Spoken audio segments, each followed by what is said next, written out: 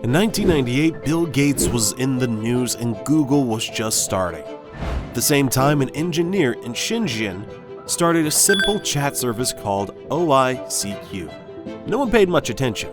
Today, that service has grown into Tencent, a company worth more than Facebook, used by almost everyone in China.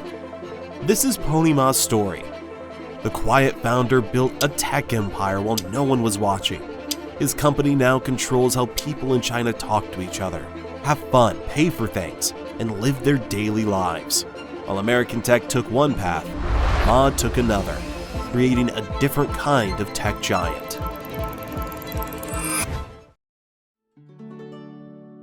What if one of the world's most powerful tech bosses was once just a quiet kid from a small coastal town? Before he built a company used by 1 billion people, Ma Huateng was just a boy from Shantou who liked to watch and learn.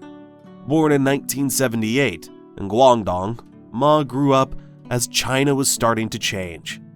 Shantou was far from big cities, and unlike many Western tech founders, Ma had no early access to computers or coding classes. Tech was hard to find in 1970s China, but curiosity was free.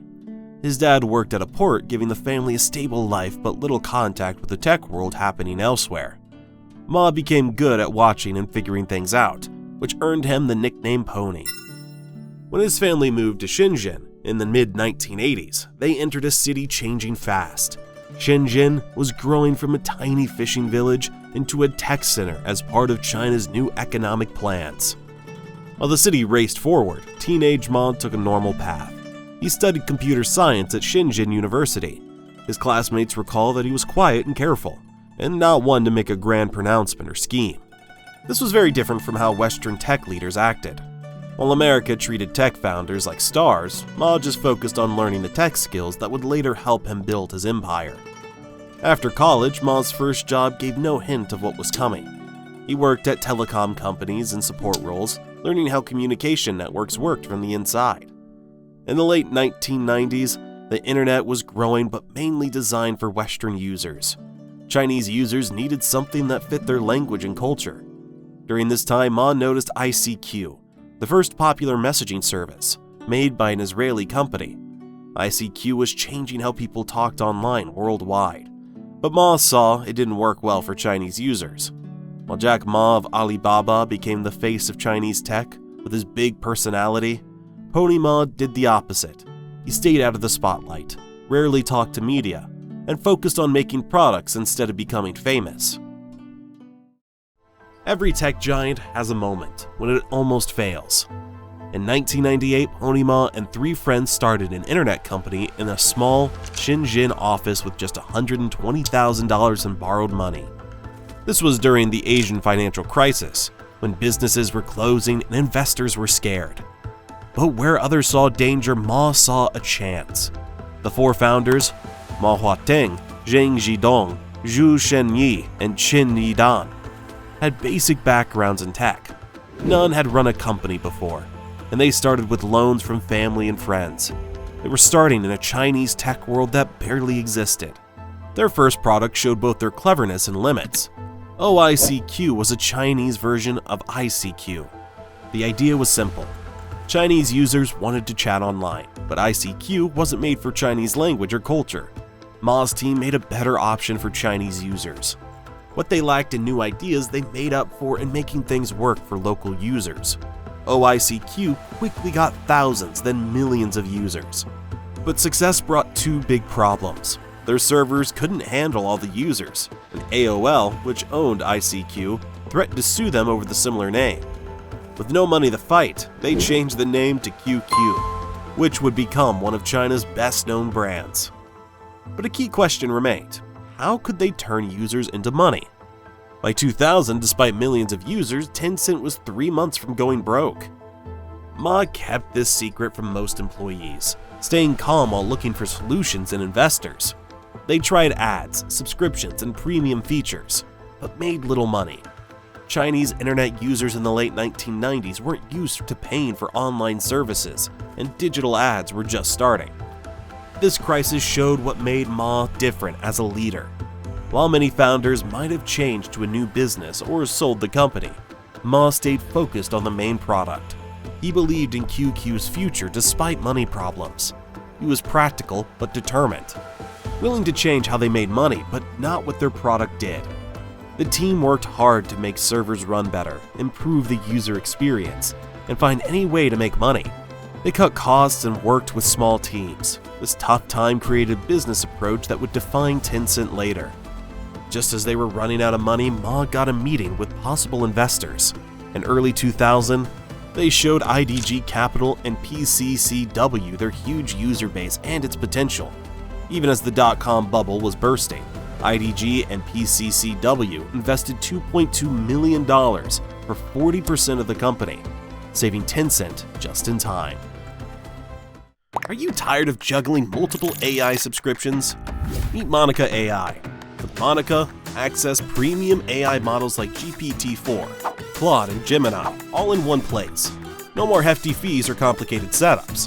Whether you're a creator, developer, or student, Monica's powerful tools streamline your workflow.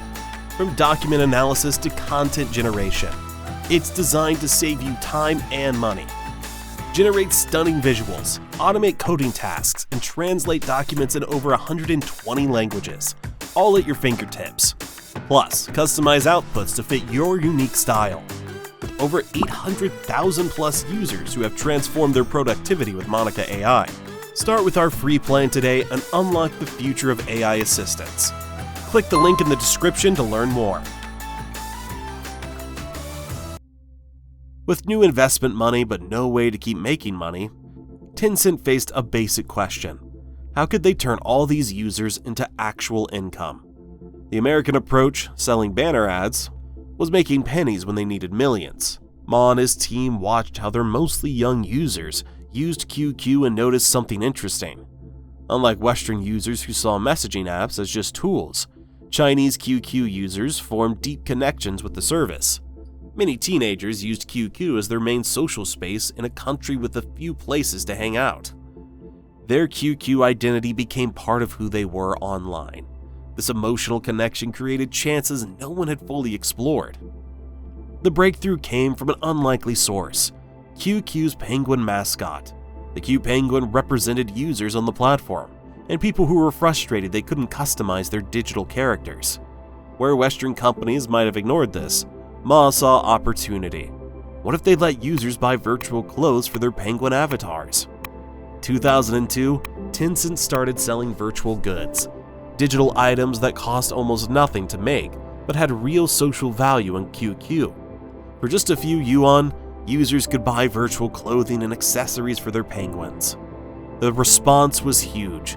One college student spent her entire month's money on a rare penguin outfit to show off to friends.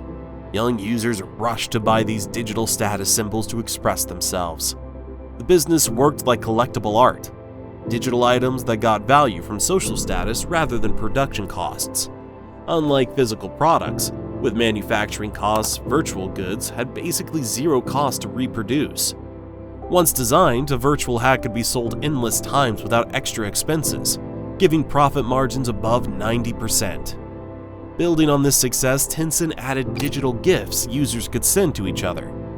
Virtual flowers, chocolates, and tokens of friendship.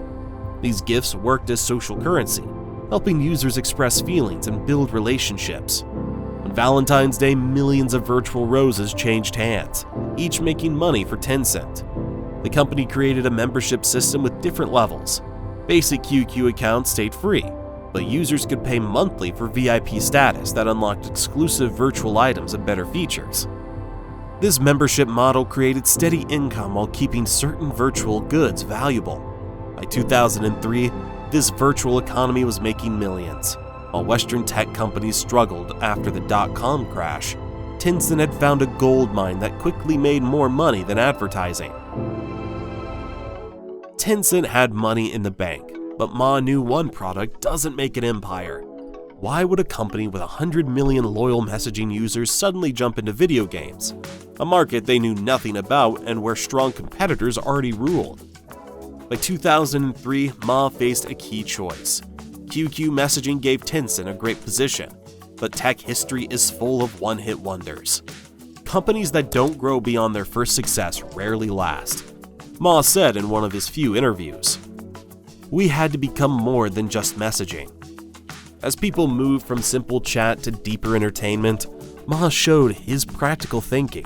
Instead of building games from scratch, which costs a lot of time and money with no guarantee of success, Tencent licensed existing hits from South Korean developers. Critics called this unoriginal, saying Tencent just copied others' ideas. But Ma wasn't trying to win innovation prizes, he was building a system. The real breakthrough was how Tencent delivered these games.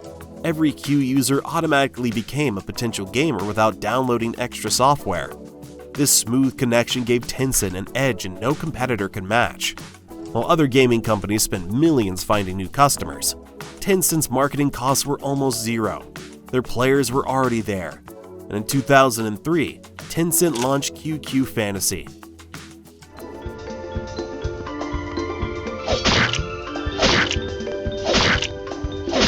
A casual game that set their pattern for gaming success.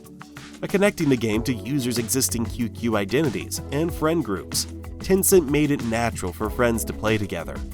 One early user said, "I started playing because my whole chat group was already there. Soon we were playing our evenings around guild activities instead of just messaging." This social element turned gaming from a solo activity into a group experience. The money came in fast. Gaming revenue quickly added to Tencent's virtual goods income, creating different money streams that protected the company from market changes. More importantly, games kept users engaged. People who played Tencent games spent much more time inside the company's world. In 2004, Tencent went public on the Hong Kong Stock Exchange, raising $200 million when many Western tech companies were still recovering from the dotcom crash. This money allowed Ma to expand, while keeping the company's careful approach. We make many smaller investments, learn from each and slowly build our skills, explained Martin Lau, who later became Tencent's president. Following this idea, Tencent began buying small stakes in game developers across Asia, getting exclusive rights to their games, and building relationships that would later turn into full buyouts. By 2007, Tencent had set up its own game development team. The first self-made game, Dungeon & Fighter, became a huge hit in China. In 2008, Tencent brought a controlling stake in Riot Games, maker of League of Legends. 3 years later, Tencent completed the purchase for about $400 million, a price that soon looked like a steal as the game became a global hit with over 100 million monthly players. The last goal of the way by Baker, locks Pin against the wall and puts him 6 feet under. Olha o tempo que ele ganha, era o bet funciona bem demais!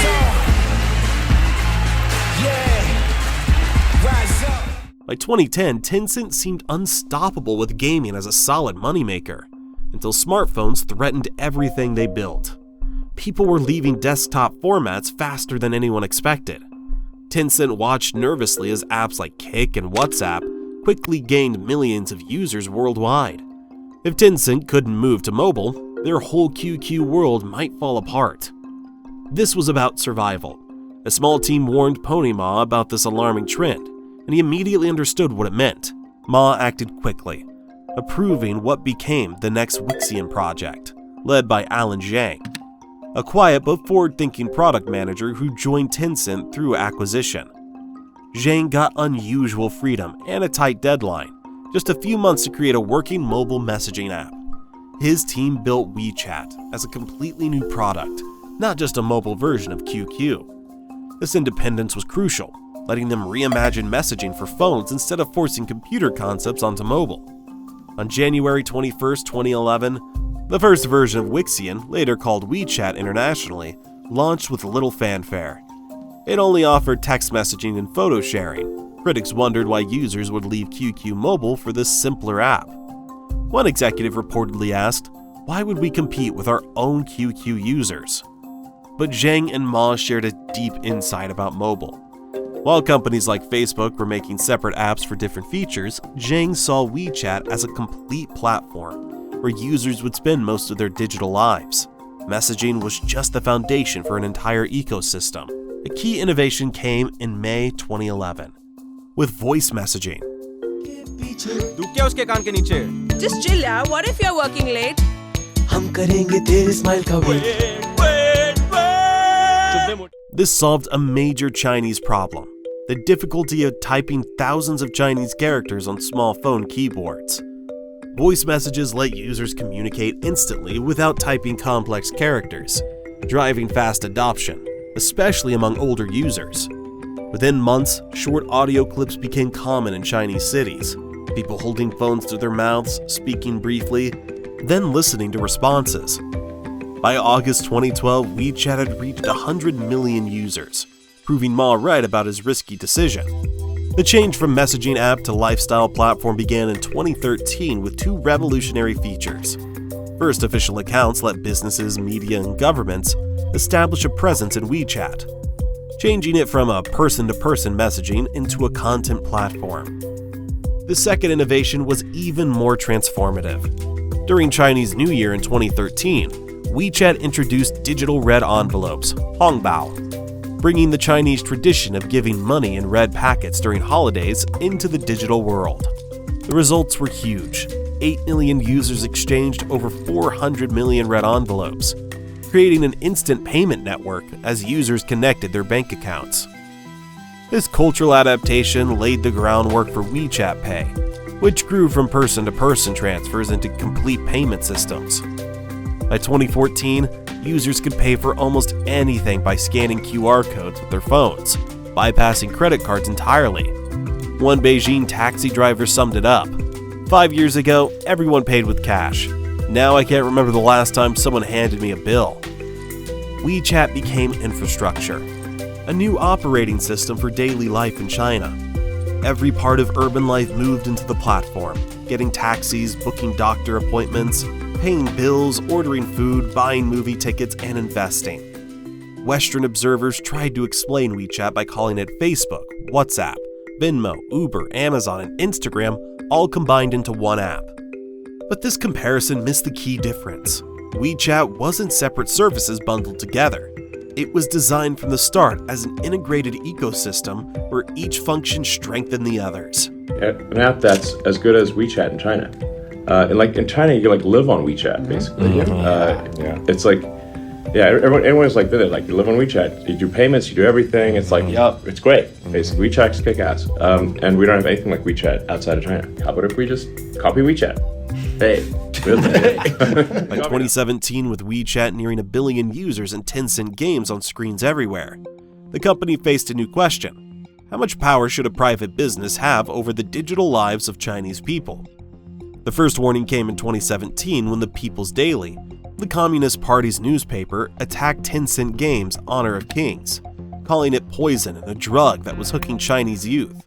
Hours after this article, Tencent lost $14 billion in market value, showing that even China's biggest tech companies exist only with the government's permission. Tencent responded quickly and smartly. The company immediately set new limits. Players under 12 could play only 1 hour per day, and teens got 2 hours. This self-regulation showed Ma's practical approach to government relations: fix problems before they become orders.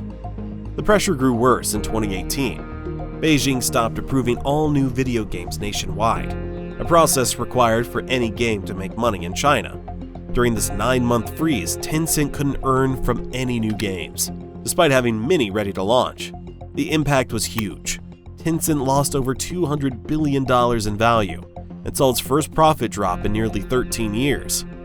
President Xi Jinping personally worried about gaming addiction and poor eyesight among children, turning a normal regulatory issue into a nationwide concern. Ma chose to adapt rather than resist. In 2019, Tencent created a system that linked player accounts to national ID numbers and limited playtime by age. The system blocked kids from playing between 10 p.m. and 8 a.m. and limited their spending. By the time the government made official anti-addiction rules in 2021, Tencent was already following them.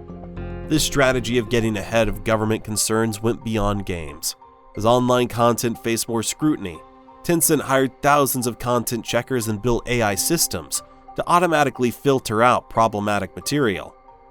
By 2020, Tencent had over 10,000 employees just for content monitoring, expensive but necessary to avoid government punishment. At the same time, the company changed its public image. At the 2018 National People's Conference, Ma highlighted Tencent's work on artificial intelligence and semiconductor research that matched national goals. Inside the company, executives positioned Tencent as a digital assistant, helping state policies rather than challenging them. Ma's personal style supported this approach through his deliberately low profile. Unlike Jack Ma of Alibaba, whose criticism of financial regulators in 2020 led to intense scrutiny of his company, Pony Ma stayed mostly out of sight, focusing comments on technology rather than government policies. When Chinese authorities launched a major regulatory crackdown on tech companies in 2021, Tencent handled it better than many others. Responding to concerns about wealth inequality, Tencent promised $7.7 billion for common prosperity projects aligned with President Xi's vision. The company accepted new gaming rules, limiting minors to 3 hours of gameplay per week, positioning itself as a partner in addressing social issues. As one senior Tencent executive said, "Compliance is not just a requirement, but an opportunity to build trust with both users and authorities." The copycat label that followed Tencent for years, well, it's gone, replaced by one of the world's most innovative companies. The journey from imitator to originator shows something important about innovation. It's not always about being first, but about building something better. Western tech experts dismissed Tencent for years as just copying ideas, pointing to QQ's beginnings while missing how Tencent was outgrowing them in both size and features. Now we're seeing a complete reversal. Facebook's changes to WhatsApp and Instagram to become all-in-one platforms copy WeChat's super app approach. Snapchat's Stories feature showed up in WeChat first. Apple's app clips and Google's instant apps follow what WeChat's mini programs did years earlier. The flow of ideas has completely changed direction. This transformation came through Tencent's strategic investment, giving it unique visibility across global tech, with stakes in over 800 companies worldwide, including Epic Games, Spotify, Tesla, and Snap. Tencent has built a global tech radar system. These investments bring financial returns and early insights into new technologies and business models. In gaming, investments in companies like Epic Games, Riot Games, Supercell, and dozens of smaller studios let Tencent see innovation across different markets and platforms, helping it spot trends before competitors and make better decisions about what to develop. Tencent set up AI labs that compete directly with Silicon Valley's research leaders. Its AI lab works on basic research in machine learning, computer vision, speech recognition, and natural language processing, while Tencent's Robotics X lab explores the connection between AI and robotics. These labs publish research that moves the entire field forward. Tencent has built innovation in areas where China used to lag behind. Tencent Cloud now runs over 70 availability zones across 26 regions on 5 continents. While smaller than AWS or Azure globally, it's going to become a leading player in Asia and is growing in Europe and North America by focusing on specific industries where it has advantages. Tencent now files more patents in certain AI areas than many Western competitors. Its facial recognition technology reaches 99.8% accuracy in ideal conditions. Its computer vision algorithms power everything from medical diagnostics to traffic management systems. The WeChat mini program ecosystem showed Tencent's innovative platform development. This system lets developers create lightweight apps running directly in WeChat, eliminating separate app downloads. With over 400 million daily active users and more than 3.8 million mini programs, this ecosystem has become a platform within a platform, now being copied by Apple and Google. Tencent's innovation goes beyond consumer tech. The company has become a leader in enterprise solutions, especially where China faces unique challenges. Its smart city technologies manages traffic, public safety, and environmental monitoring in dozens of Chinese cities and are increasingly sold to Southeast Asia and Africa, making Tencent a global player in urban infrastructure technology. The result is a company that has changed from follower to leader, challenging ideas about where innovation happens. As one Silicon Valley venture capitalist recently admitted, we now regularly look at what Tencent is doing to understand where technology is heading. 我觉得应该说同学们的这个很多创新是会让我应该说大开眼界，但是同时我也希望同学们应该还是要更加走出社会之后了，更加要抱着一种开放阳光的心态，多学习，因为你现在掌握的是课堂的知识，在社会上，在很多行业里面的一些社会知识还需要去用更接地气的，更加能够去拥抱这个社会的这样的一个心态去发展，不是一开始就好高骛远，这想的很多很多，然后一旦受挫又受不了等等。因为你要记住，困难肯定是有的，也从来不会说天生一定会有人对你好，也不一定会永远的幸运，永远会遇到问题。同时最后一个建议就是找多几个 partner 一起，会比单枪匹马会好得多。